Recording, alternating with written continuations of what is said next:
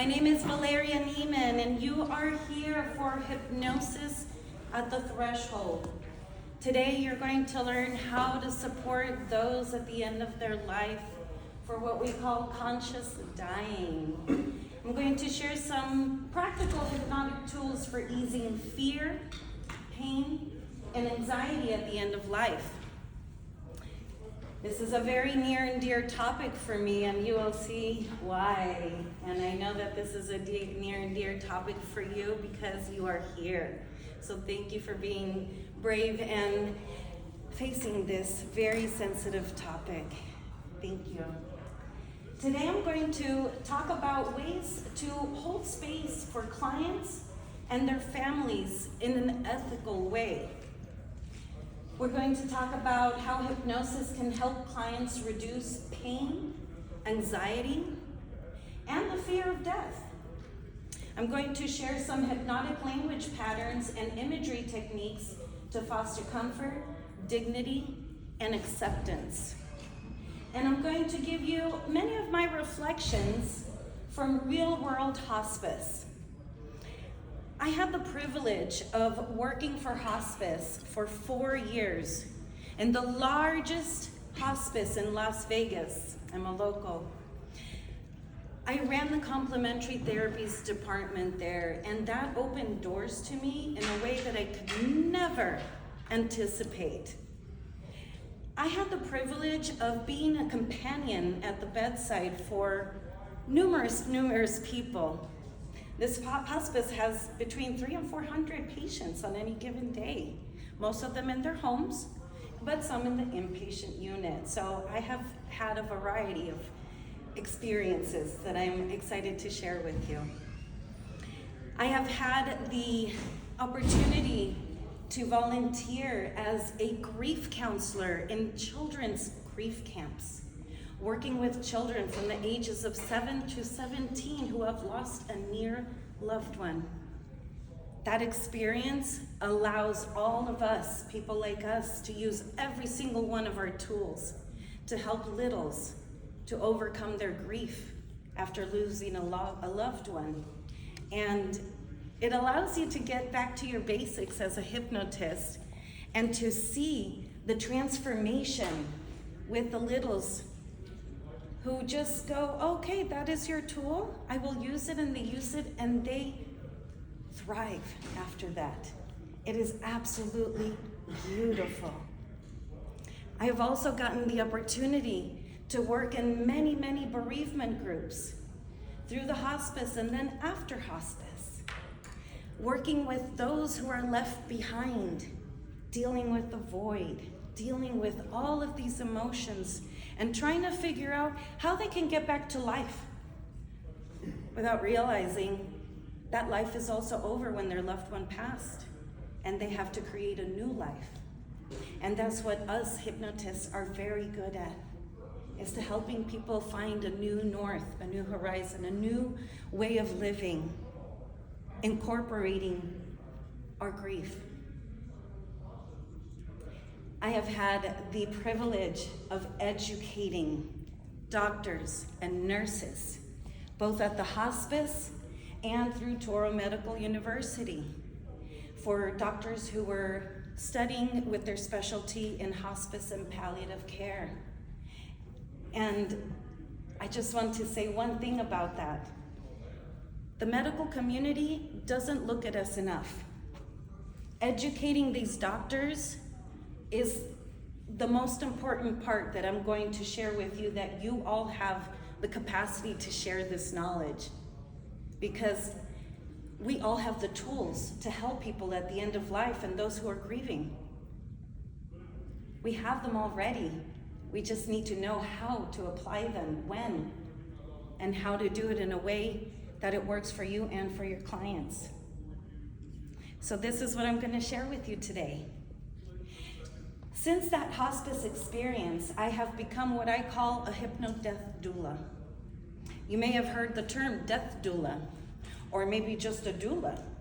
That's the people who support people into bringing a new life into this world. That's the traditional doula.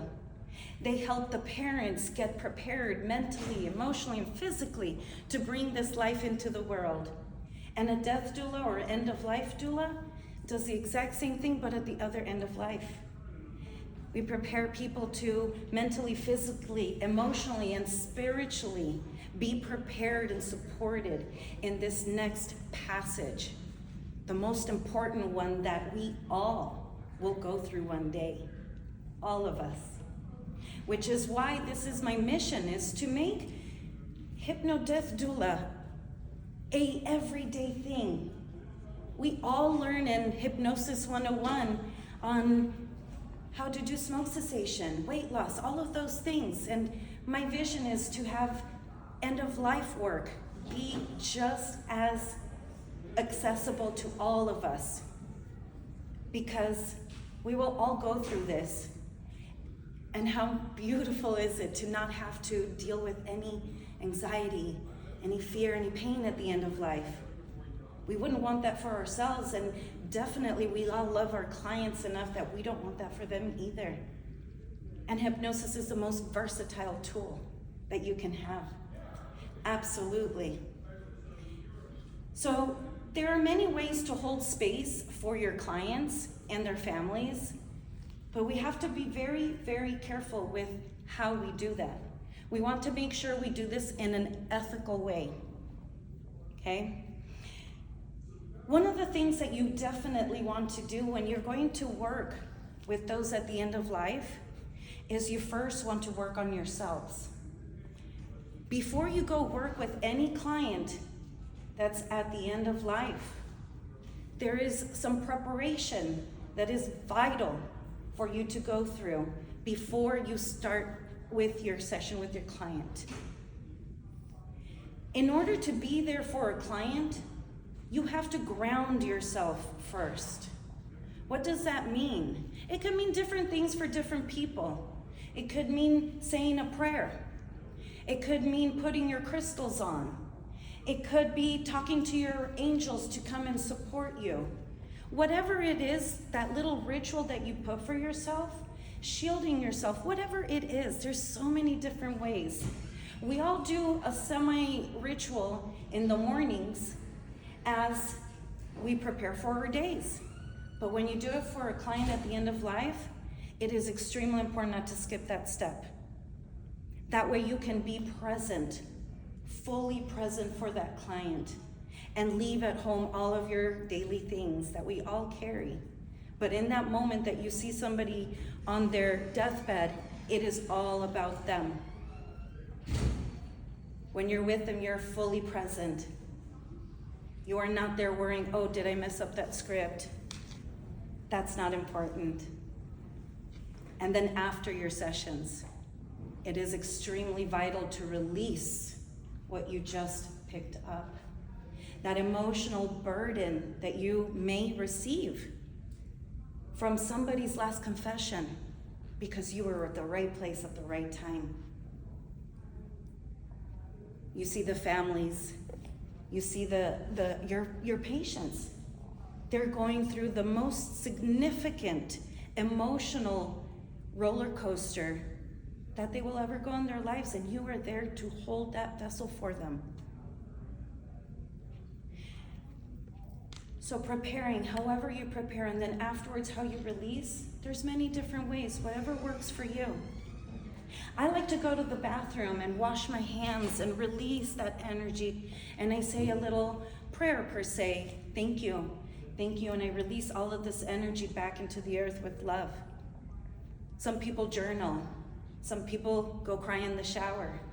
I've done that many times. You journal, you talk to a friend that can handle these type of stories. Whatever it is, that's a very important one, because you don't want to keep that because we're empathic and then transfer that to the next person. So it's extremely important to release that. Another important thing to do, to know while you are working with your clients at the end of life, is understanding the 5 stages of grief. This is important not just for your client, but for the family that you are dealing with. I'm not going to go into extreme depth with the 5 stages of grief, but I'm going to briefly go over them. We have denial. No, this isn't happening. They're going to get better, right? There's anger. There's bargaining. There's depression. And there's acceptance. And sometimes you witness every single one of those stages in the same room. Imagine having a parent that is on their deathbed and there's the 4 siblings, right? And how those each stages can conflict with each other. We may have the one sibling that is in denial. That's going, no, we're not going to pick a mortuary yet because mom's going to get better. No, send the social worker out of the room. Denial, right? And then comes the other sibling that's in anger going, what are you talking about? What is wrong with you? This is happening, and they're going through their anger. And then there's a fight in the family when it could be avoided. Then there's the other sibling, bargaining, who's just praying in the corner going, if you make mom get better, I'm going to do this or I'm going to do that. And the other sibling's going, what's wrong with that person? And there's judgment. Then there's the other sibling that's in depression, that's just crying in the corner, inconsolable. And the other siblings are going, you be on your own over there. I don't know how to handle with you. I can't deal because I'm in my other stage. And then there might be mom who's on her deathbed and she's in acceptance. And then everybody else is going, what is wrong with you? How can you be okay with this? Now, if you have them all in the same room, there is conflict. And that often is the case where there is conflict in the family. And it's all because of the one common denominator, which is love. We're all going to miss that person when they leave. So us as hypnotists, we know how to meet each one of those emotions, each one of those stages, and translate that with the rest of the family. Clarify and avoid those fights. Sometimes all 5 of those stages is with your patient. They're talking to you about their condition and they're trying to make sense of it. And they might go through some of those emotions within their one session with you. And with us, we know how to meet them in those places. Give them the tools, give them the space to let that out, to release it, to let that go and find their peace. We all have the tools for that. Now, there's some do's and don'ts so that we stay in an ethical space. And I'm only going to share a few because there's many. Normally when I train people to do death doula work, it's several weeks, and I have 40 minutes left probably. So I'm going to just pick a few do's and don'ts. Do get consent. It feels silly to say that because we normally get consent because our clients call us. But when somebody is on their deathbed, they may not be able to respond. So you want to go to your patient if they are able to respond. If they are not able to respond, you go to their next family member. And if they can't respond, you go to the medical staff and you talk with them. You want to get consent. You still want to do your pre-talk. This is very important. However, we are not going to explain hypnosis because they're not coming here as a client. We are giving them something that was unexpected. And they're not in the right mindset to understand the ins and outs that we normally do in our pre-talk. So doing an abridged version is absolutely appropriate. A lot of people have a problem with the word hypnosis. So in the medical field, many times I call it guided imagery because that's more palatable. We don't have the time and energy to explain all of the differences, so I just call it guided imagery, and that's good. We have to adapt so that we can fit into the medical field because we are not yet in it. but we're this close. We're already starting. So the next, a don't. Do not help the nurse, the CNA, or the patient when they say, oh, can you change them real quick, or can you help me move them over here? That is out of our scope. So we have to say, I'm sorry, that is out of my scope and I have to back out. Let me call somebody who can help you. It's really difficult to not help because that's what we want to do so badly. That's why we all do what we do, right?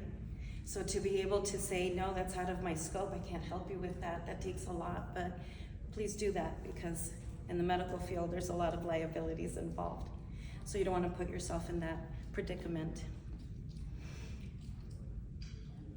There's a big one. Do realize that all of us identify with the word healer in one way or another. And when you work with the end of life, you have to take that hat off. You are no longer a healer. You are a comfort giver. That is a very, very nuanced difference, but it is enormous. Because we can't accidentally give hope when somebody is on their deathbed. That is not ethical.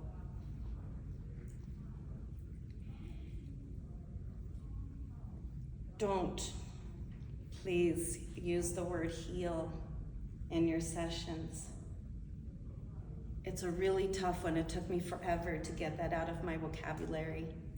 I use it in most of my scripts with regular clients. And to not use the word heal is a difficult one, but we have to pay attention to some of the words that we use and don't use. Every nuance is giving a message. We can't say things like, go to the light, because they will. And that's not our place to guide somebody that far. And let me tell you, there will be clients who will ask you to guide them out of their body. There will be people that will beg you to make it end quickly. And you have to say, I can't do that, but I can help you get comfort. I can help you, give you tools so that you can help yourself as well. That's a tough one, absolutely. Do adjust your language to your client's beliefs. I'm not gonna go talk to angels to somebody who doesn't believe in angels. You don't wanna say things like, we're going to Jesus when somebody may not believe in that, and that might not be their thing. So we have to be extremely aware of your language and how to shift that to your client's language, even if it doesn't make sense to your belief system. It's about them. So I do recommend using terms that are non-religious specific. And talk to your client or their family if the client is unresponsive, is not able to talk as much, to see what their language is and meet them where they're at. Another tough one is don't expect a thank you at the end. Don't expect feedback. That is something that us as hypnotists, we're kind of used to, aren't we? Welcome back. How are you feeling? How was that for you? We get that post-session talk, and you don't get that with these clients. So it does feel weird, like the story doesn't tie up in a pretty knot in the end. You just leave them in that space. You say thank you if you need anything, and you see the family members and the clients many times just being with each other. You just gave them that space, that container, and then you get to leave them with that. It is a beautiful thing, but you don't get the thank yous. And that's okay after a while, especially if you know ahead of time. So that's my do's and don'ts.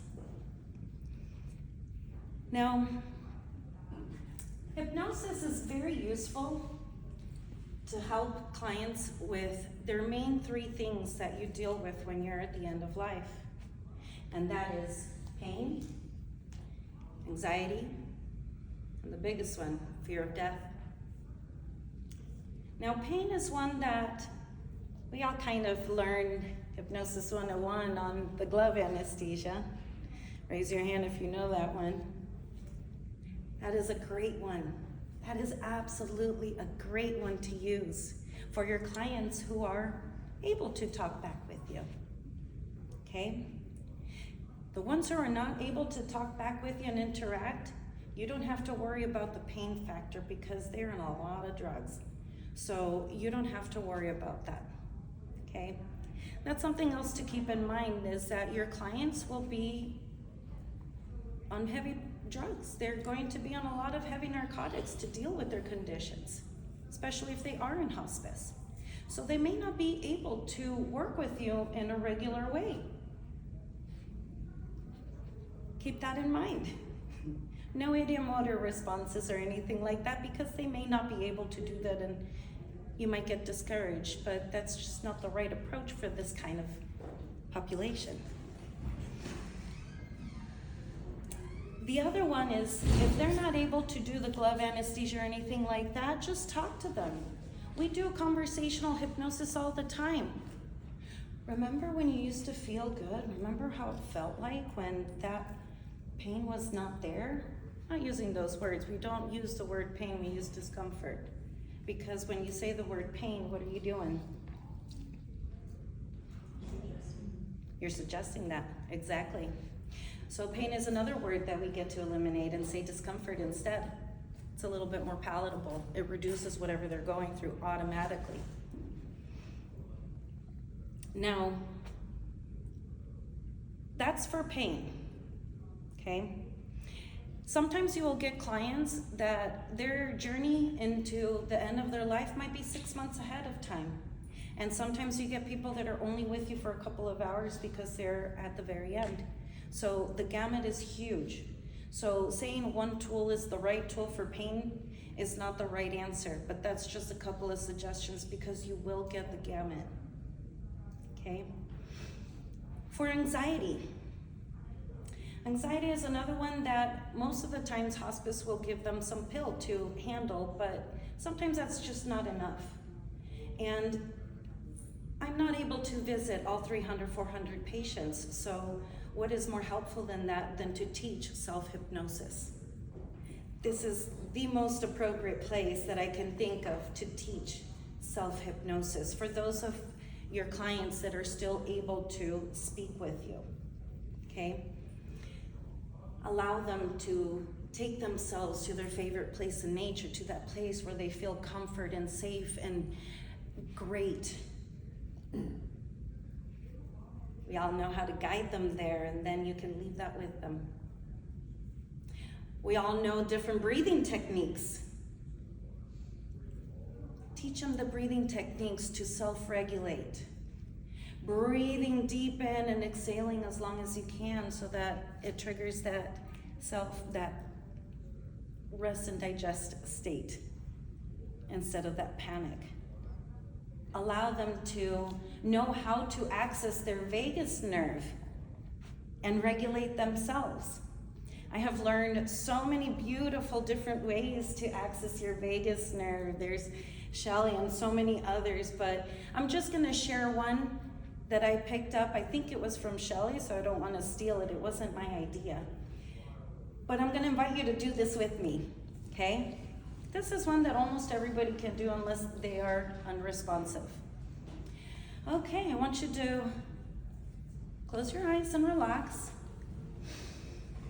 And focus on relaxing the back of your tongue. Now, it might feel weird to understand how to relax the back of your tongue, but once you get it, you will notice how your jaw begins to soften, how the muscles in your throat relax. The muscles in your neck begin to release. And as you continue focusing on just relaxing the back of your tongue, you notice how your entire body begins to just relax and feel Great.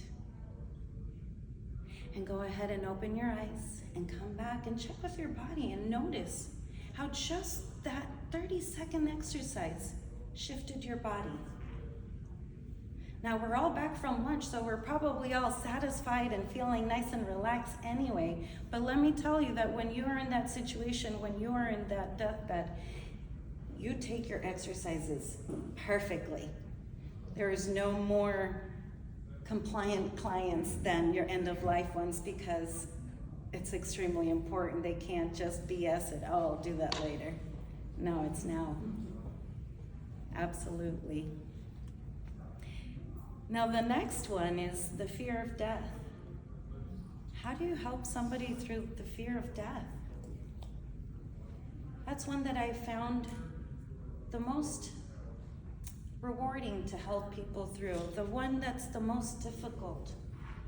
There's a lot of veterans that have a lot of fear of death because of what they had to do, and they're afraid of their belief system of what tells them what is coming afterwards. And that's my favorite people to work with because they deserve to die in peace.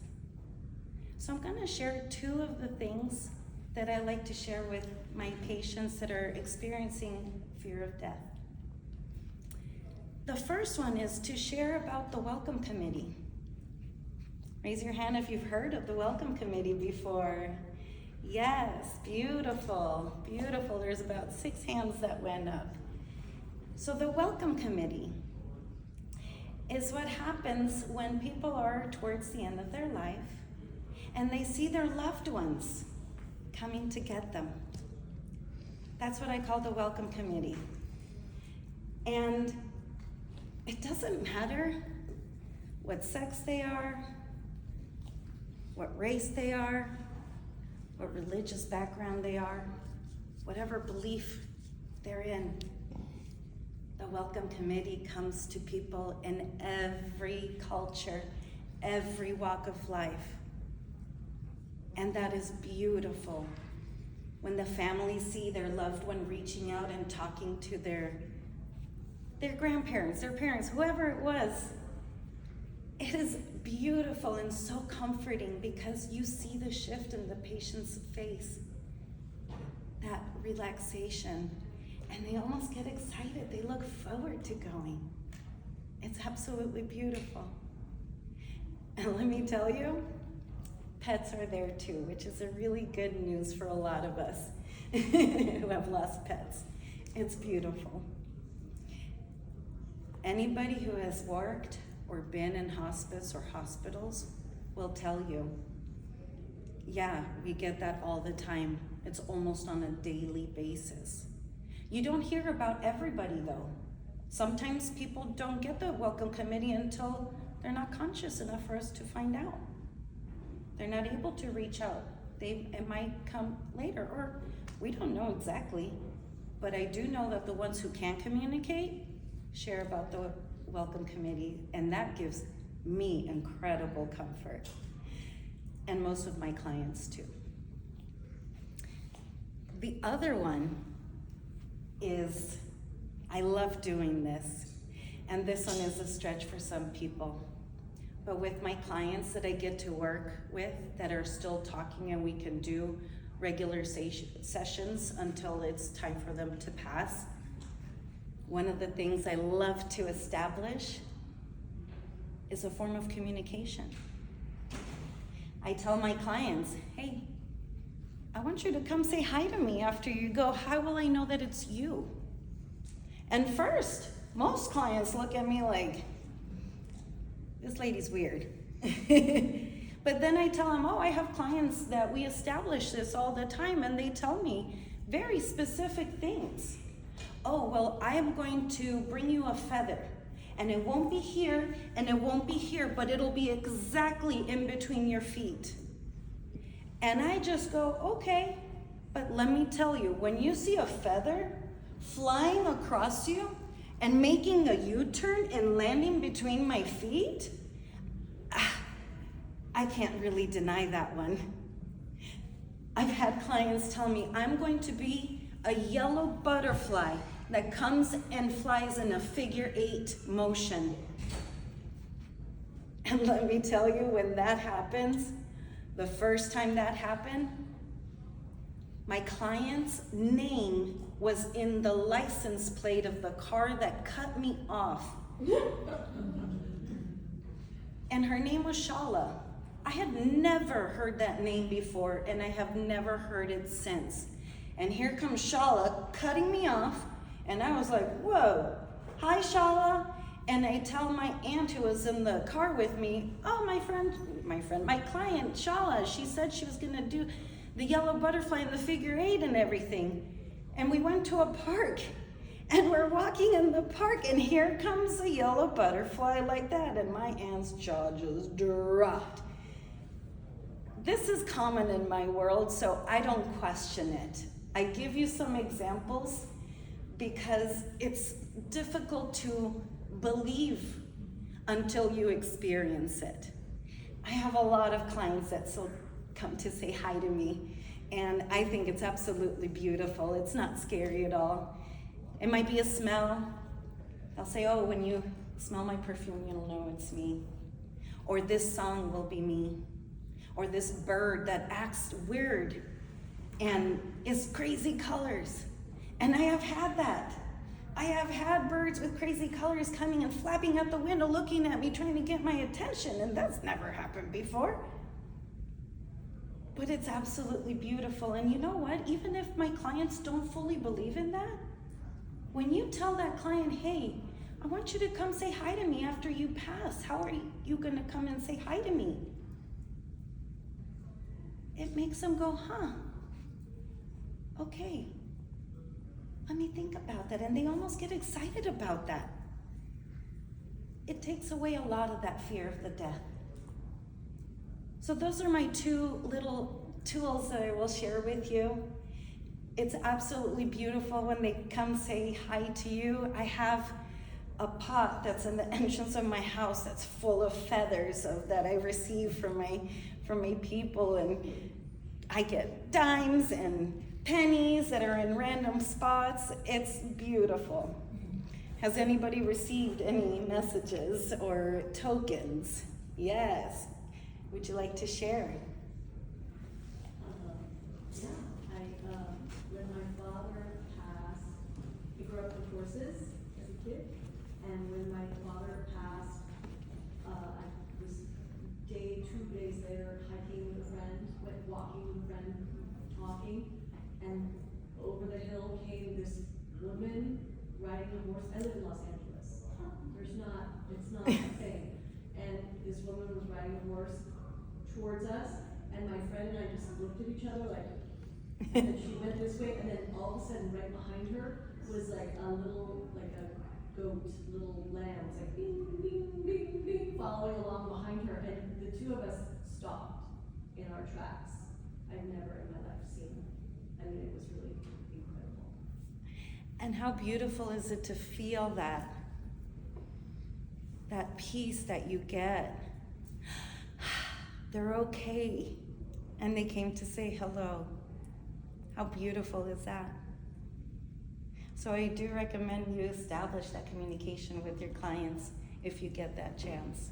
It is absolutely amazing. Now, I'm also going to talk a little bit about hypnotic language patterns and imagery techniques to foster comfort, dignity, and acceptance. And sometimes that is difficult when you're dealing with a patient who is on their bed and they have some very heavy opiates in their system and they can't fully focus. Or here's one, we have Gary Coles here. He will tell you how prevalent cancer is, right? Can somebody guess what is the number 1 reason people end up in hospice, sort of the top reasons? Gary? Cancer. Actually, I'm about to surprise you. What has surpassed cancer? Neurological? Alzheimer's, dementia. 60% of the people that are in hospice are above the age of 80, but the average age is 72. So we are in a place where our senior generation is getting bigger and bigger, and we're seeing more and more Alzheimer's and dementia in hospices. So what do you do when a patient has Alzheimer's or dementia and they also have sundowners? Sundowners is something that happens to some people when the sun comes down. They become very agitated. And there's no medication that kind of satisfies that. So what do you do with those patients? We need to think outside the box. We're all very creative people. We have all the basic tools. But this is the place where you get to really use your brain and get creative and think outside the box. I'm going to share a story about a patient that I had. Her name was Mary. Mary had sundowners, and she also had dementia. She wouldn't close her eyes, and they tried to sedate her, but there wasn't enough medication to sedate her. She was just very nervous. And whenever that happened, the nurses would be like, can you go see what happens here? Because we don't know what else to do. That's when they call us, right? When we don't know what else to do. And then we get to come in and do our thing. So Mary, I found out, used to have a beautiful rose garden. I did go in and talk with Mary before to try to do a little bit of that pre-talk, get my consent, and find out a little bit about her, but she was not really there enough to talk with me. She was just agitated, just moving in her bed and couldn't get out. She was not able to. So this is what I came up with. And I already pre-selected a volunteer for this. Thank you, Maciel. So this is what I did for Mary, and I'm going to shift it up here for Maciel. With Mary, I printed out a picture of a rose garden, and I wrote her name in the middle, okay? Maciel, we did our pre-talk, and I discovered that your favorite place in the world is the beach. So here's your favorite place in nature. And this is how, what I'm now calling the Neiman maneuver.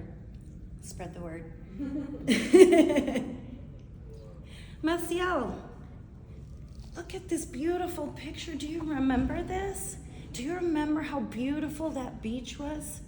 Do you remember feeling the sun on your skin and how relaxed that felt? Do you remember feeling the sand in your feet? It feels so good, right? You feel so grounded and protected by the sand. And oh my goodness, oh yes, I love how you sigh. Do you remember the smell of it? And it was just so relaxing. And as I'm giving her all of these words of comfort, of relaxation, and of support, I am inching closer and closer and closer. And I tell Maciel, look at your name. Look where you belong in this beautiful place. And as I'm inundating her with all the words that we use in our sessions, I'm getting it closer and closer to where it becomes almost like an IMAX screen. And it fills your client's field of vision. And by the time I'm this close to my patient, they are in there. Mary was locked into that picture of her rose garden. She was there. She stopped shaking. She started to relax. She leaned back and she fell asleep. I say, thank you, and I leave. That's how most of your sessions end. You feel so excited that you discovered a way around it. So this is something that I recommend to everyone. I have my little kit always with me. I have a printout of a beach. I have a forest. And these are royalty free. These are my pictures. So if anybody would like the Neiman maneuver tools, please give me your emails. I will send that to you. I wasn't able to set it up ahead of time, but if you want to give me your email, I will send that to you later. You also want to use signs. Coordinate with the staff before you have a session with your client, because they still have to come in and do med pass. They still have to come in and check things around you. So it's not your traditional session. So you put your little sign on the door so that you minimize the interruptions. You educate the staff ahead of time of what you will be doing so they can work around you as much as possible. But just know that you have to think outside the box and go with the punches, because you don't know what happens in your sessions. All kinds of interesting things come with those sessions. So that's the Neiman maneuver. I'm very proud of it, so spread the word. And the other thing I'm going to emphasize to work with all your clients is kind of a taboo subject for most of us that still think we have time, and that is forgiveness. Forgiveness is something that we all delay because we have a certain feeling around it. But at the end of life, that doesn't matter anymore. Whatever happened back then is not really important. And us, hypnotists, have the ability to give that to our patients. It's the most beautiful gift that you can give them. You facilitate a session, and you facilitate the forgiveness. It's absolutely beautiful how that shifts everything for your client. My favorite thing to do for my clients is to guide them through a farewell party. I call it the farewell party. Depending on their background, it might be a luau. It might be a different theme. But how beautiful is that to be able to go to a party that's in your honor? To go to a party where everybody is there just to celebrate you. And you get a chance to look at every person that comes to your party in the eye and tell them how much you love them and give them messages, and they get to give you messages too. You guide your client in this party to where they get closure. They may not have been able to say what they wanted to say with everybody, and you give them that opportunity. You give them the gift of closure.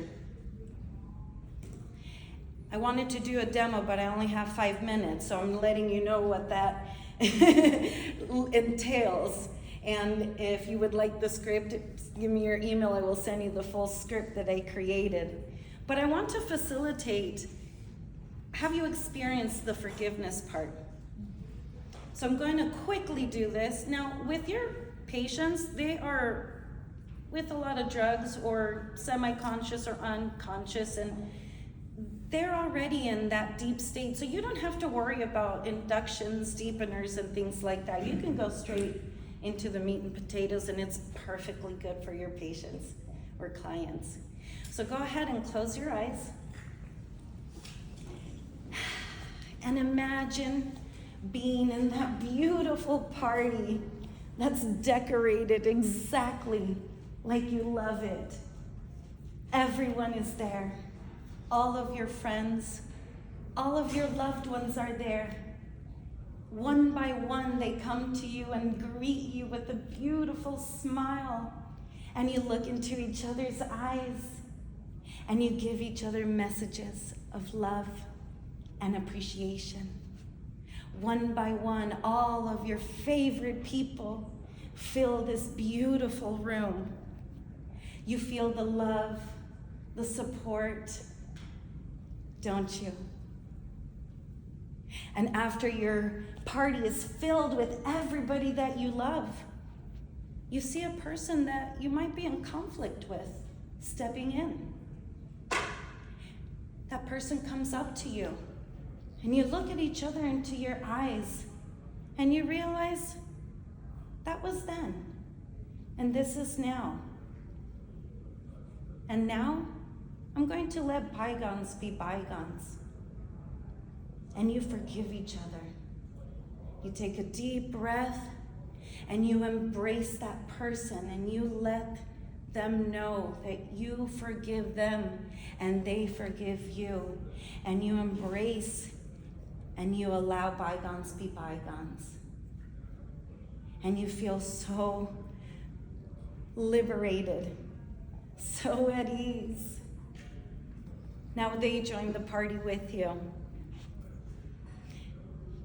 And go ahead and come back into the room. Open your eyes. 1, 2, 3, 4, 5. Alert and aware, which is the part that I don't say with my clients that are in the end of life. I allow them to be there and stay in their party if they want to, or they can count back from 10 themselves and come back into the room.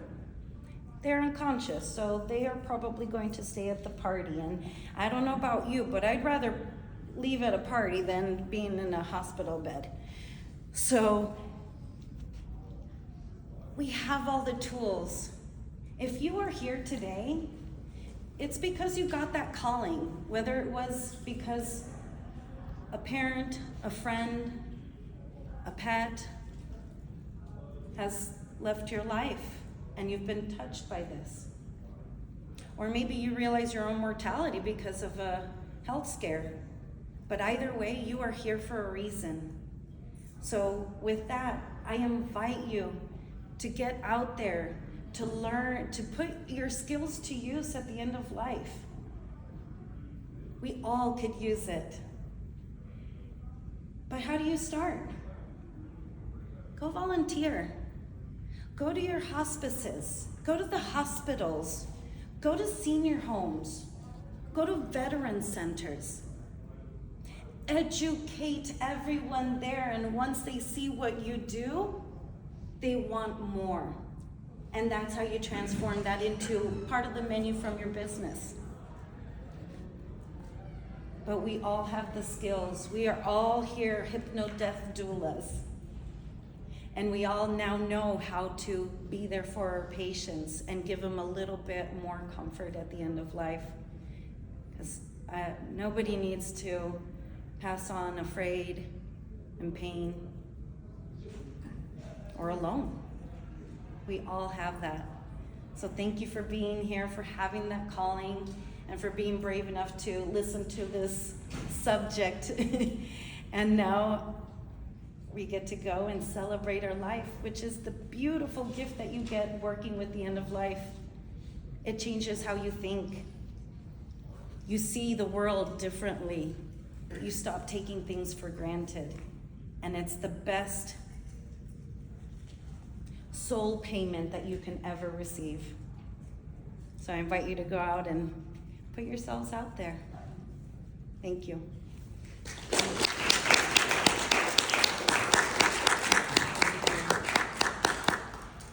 And if anybody has some questions,